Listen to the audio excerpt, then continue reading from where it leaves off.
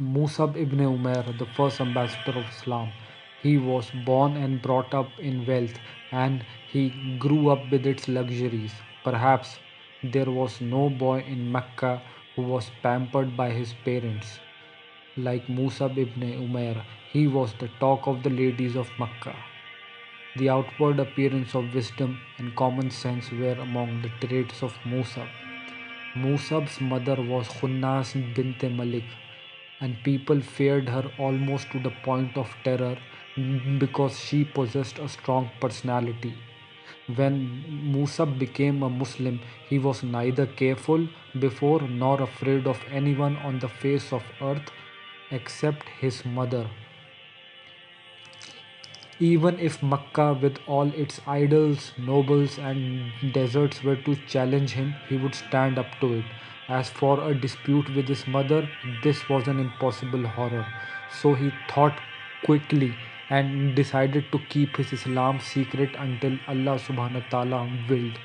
He continued to visit Prophet Muhammad, peace and blessings upon him.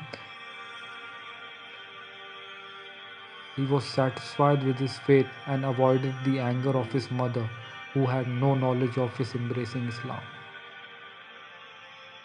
However, Mecca at that time kept no secret, for the eyes and ears of Quraysh were everywhere, very alert and checking every footprint in its hot sands. Once Usman ibn Tayha saw him steadily entering Allah's house. Then he saw him a second time praying the prayer like Muhammad, peace and blessings upon him. No sooner had he seen him than he ran quickly with the news to Musab's mother, who was astonished by it.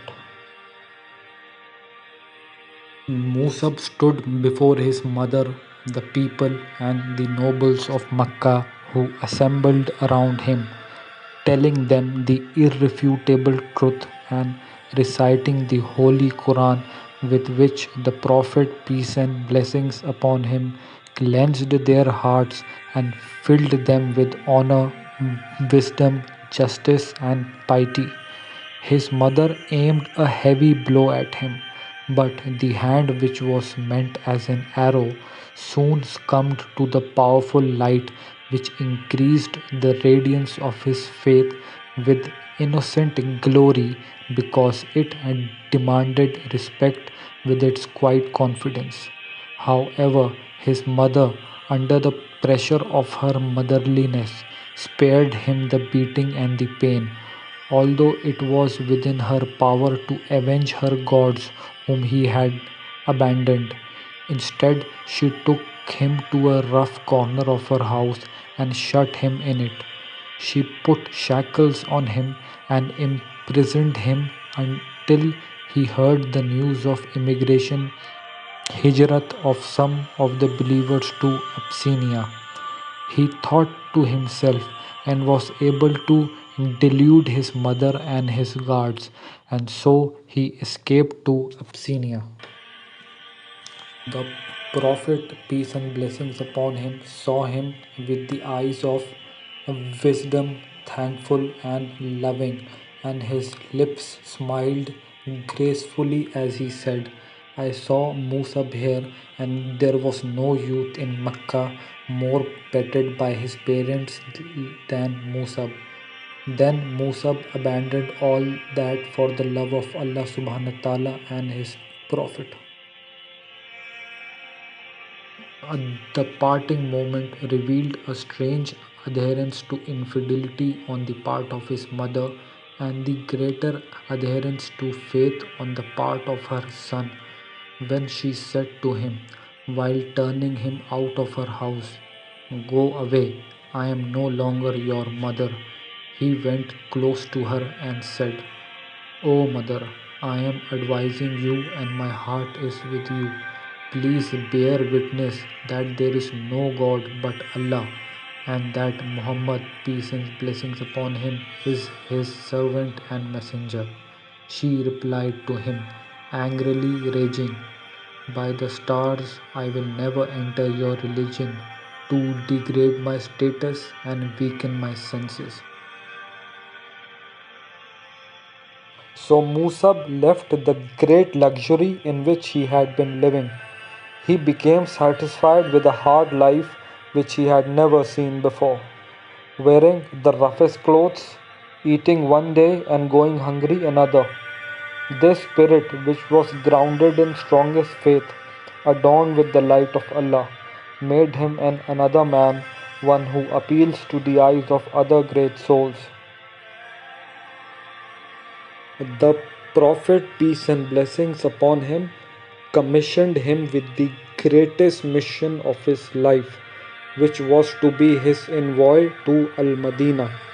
His mission was to instruct the Ansar, who believed in the Prophet, peace and blessings upon him, and had pledged their allegiance to him at Aqaba, to call others to Islam and to prepare Al Madinah for the day of the great Hijrah.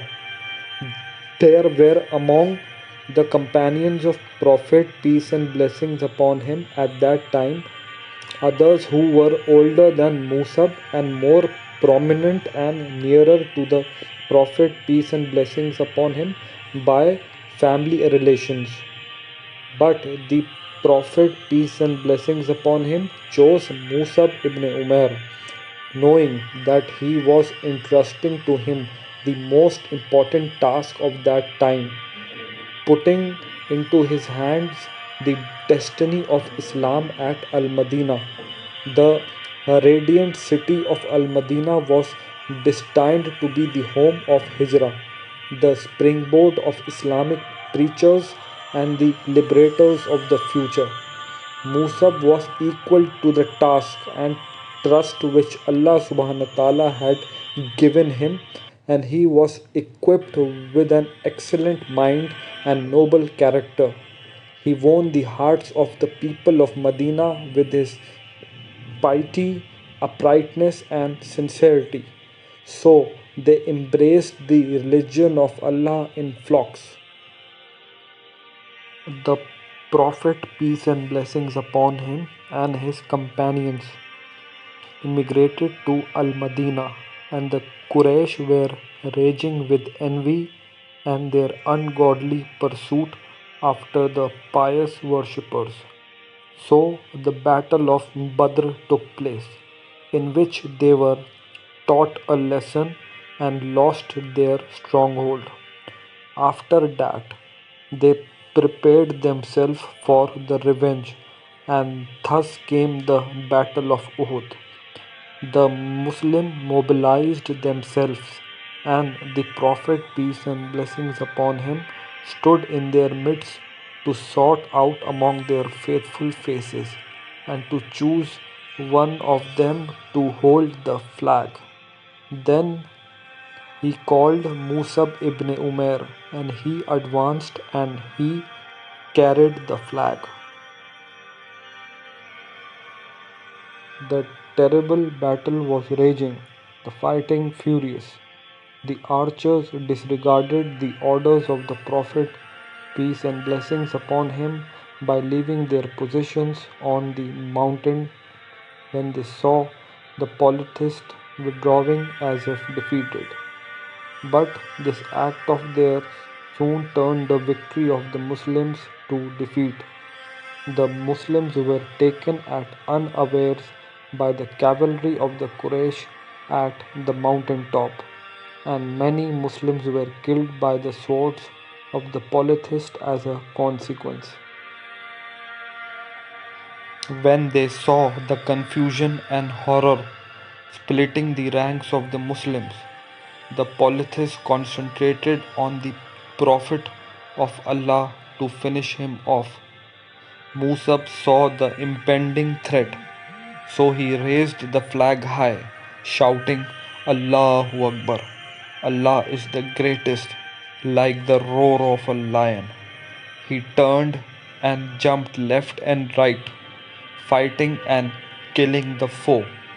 All he wanted was to draw the attention of enemy to himself in order to turn their attention away from the Prophet, peace and blessings upon him. He thus became as a whole army in himself. Musab went alone to fight as if he were an army of giants, raising the flag in sanctity with one hand, striking with his sword with the other. But the enemies were multiplying on him. They wanted to step on his corpse so that they could find the Prophet, peace and blessings upon him. Musab Ibn Umair carried the flag on the day of Uhud. When the Muslims were scattered, he stood fast until he met Ibn Kuma, who was a knight. Ibn Kuma struck him on his right hand and cut it off. But Musab said, Muhammad, peace and blessings upon him, is but a messenger, and messengers have passed away before him. He carried the flag with his left hand and leaned on it. Ibn Kuma struck his left hand and cut it off. So Musab leaned on the flag and held it with his upper arms to his chest, all while saying the same thing. The third one struck him with his spear, and the spear went through him. Musab ibn Umair fell, and then the flag. The Prophet, peace and blessings upon him, and his companions came to inspect the scene of the battle and bid farewell to its martyrs.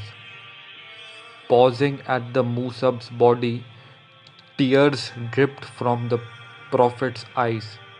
Khabab ibn al-Arath narrated, We emigrated with the Prophet, peace and blessings upon him, for Allah's cause, so our reward became due with Allah subhanahu wa ta'ala.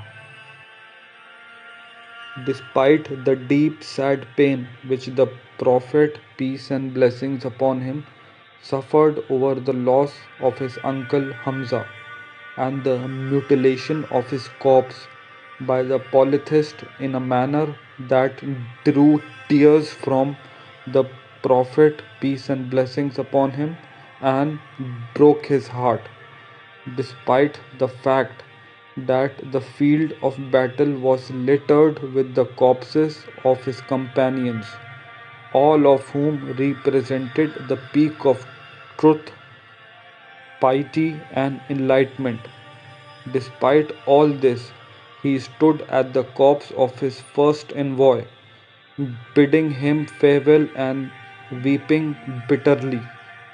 The Prophet, peace and blessings upon him, stood at the remains of Musab ibn Umair, saying, while his eyes were flowing with tears, love, and loyalty, Among the believers are men who have been true to their covenant with Allah subhanahu wa ta'ala. Then he gave a sad look at the garment in which he was shrouded and said, I saw you at Mecca, and there was not a more precious jewel nor more distinguished one than you, and here you are, bareheaded in a garment. Then the Prophet, peace and blessings upon him, looked at all the martyrs in the battlefield and said, The Prophet of Allah witnesses that you are martyrs to Allah on the day of resurrection. Then he gathered his living companions around him and said, O people, visit them, come to them, and salute them. By Allah, no Muslim will salute them, but that they will salute him in return. Peace be upon you, O Musab. Peace be upon you, O martyrs. Peace and blessings of Allah be upon you. If you like my content, please subscribe and share.